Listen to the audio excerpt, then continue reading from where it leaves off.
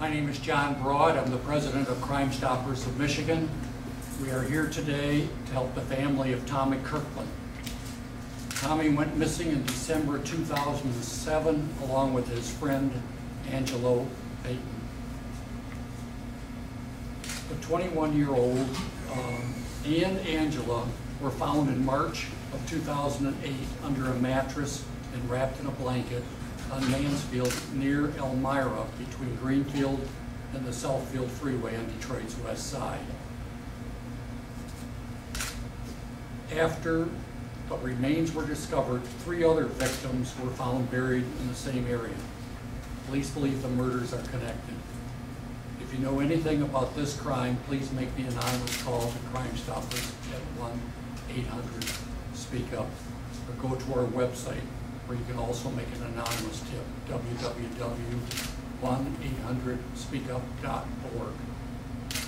There's a $2,500 reward if your information leads to an arrest. If the tip is called in by midnight tonight and leads to an arrest, there will be an additional $1,000 reward, or a total of $3,500 in rewards. Those rewards are paid anonymously. So far this year through June, $20,350 has been approved in rewards to our anonymous tipsters for information that led to arrests. If you have any information on this crime or any other crime, please call 1-800-SPEAK-UP. It is anonymous. You can make a difference. Our first speaker is Sergeant Diaz from Detroit Police Department Homicide.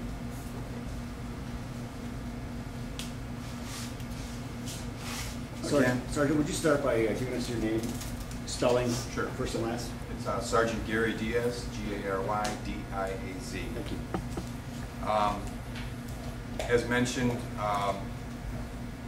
there were 2 bodies originally found in 2008 March. They were the skeletal remains of 2 unidentified people, one of which we had the assistance of Michigan State Police, Trooper Sarah Krebs, who did a facial reconstruction of that individual, and we are hoping that someone may recognize him, as it would be helpful in solving the case. The other was another skeletal remains that was found, and we have yet to have any luck in the identification of that person. The very next day, the investigation led us about 5 houses down right off of Plymouth on Mansfield Street, where we discovered the remains of Tommy Kirkland and D'Angelo Patton. It is believed that the individual responsible for this lived on the block of Mansfield and was a drug dealer. Tommy Kirkland and D'Angelo Patton went to the house in December of 2007, to the house of our would-be suspect, and was not to be seen again. It is believed by us that this individual is responsible for all 4 of the deaths, and quite possibly a few other homicides as well. If anyone has any information that could help us in this, we would greatly appreciate it. We know that that there were believed to be other people in the house of our would-be suspect during the time of Tommy and D'Angelo coming up missing, and we're hoping that maybe one of those people would come forward and offer us some assistance in this.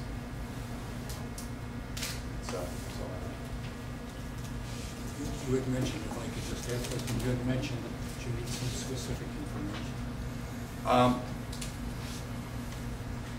Specific information in regards to the identification of the individual that was that had the facial reconstruction done could be paramount in solving this case. I actually have a warrant at the Wayne County Prosecutor's Office as we speak, and it is pending the identification of the John Doe. Again, anyone that has information on this person, it would be appreciated. We believe that he came up missing in the summer months of 2004. That is what the Wayne County Medical Examiner's Office has indicated, along with some information that I've obtained on the streets. And again, that was in the summer months of 2004. We have a very descriptive or very distinctive looking shirt that he was wearing that summer, and a very well done facial reconstruction. So any help on that would be paramount in the case. Do you have an approximate age on the John Doe? The John Doe, according to the anthropologist, was believed to be, I think, in his late 40s, early 50s. And according to my information that I obtained, he may have had like a slight hunch in his back. Salt and pepper hair, and approximate height? I Tell that? I believe that he was, I think 5'9" or 5'10", somewhere in that range, and he was a drug user in the area and was believed to be going to get dope. Probably a fairly slender 5'9" or so. Yeah, they say it was an average build, not heavy, not thin, but just an average build. Can you just kind of talk about how if someone can give you the one tip in this case, it could probably solve multiple murders and get this killer off the street? Yes, just as I said, that the John Doe in this case is paramount. I have enough information to have him arrested if that identification is made. The warrant was prepared just within a week of the bodies being discovered. I have a suspect in mind, and I believe that we're definitely on the right track. I just need someone to come forward and actually give me some good, solid information. Most drug dealers don't still off their substances. Something wrong. Well, there's a little more to the story than just that. My suspect in this case is believed to be from out of state, and it was an area of takeover at the time. If you can kind of understand where I'm coming from with that. It was they were trying to, for lack of a better term, they were trying to muscle the area. They wanted to take control of the area by force and by intimidation, fear, and it worked. He's still in Michigan. Oh, he's still here. He's still here.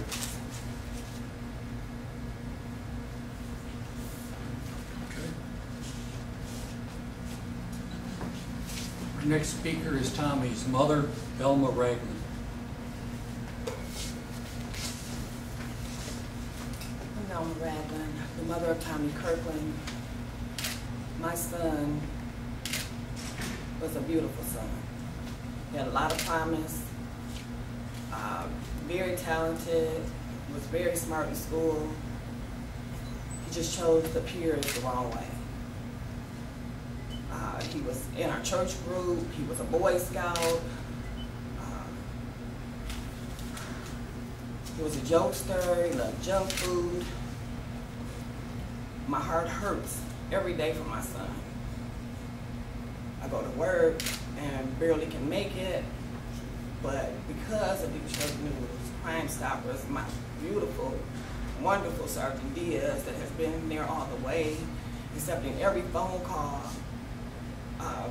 If not a call, it's a text.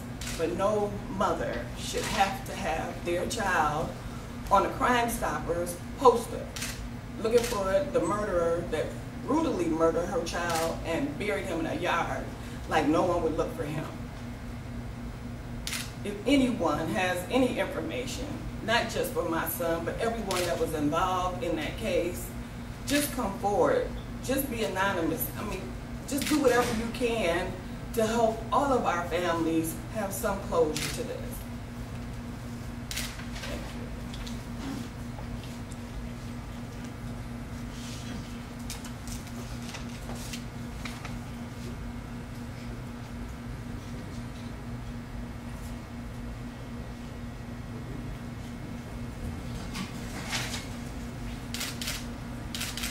Ron, can we get a spelling on Ms. Ragland's name, please? Velmaraglandi. Thanks.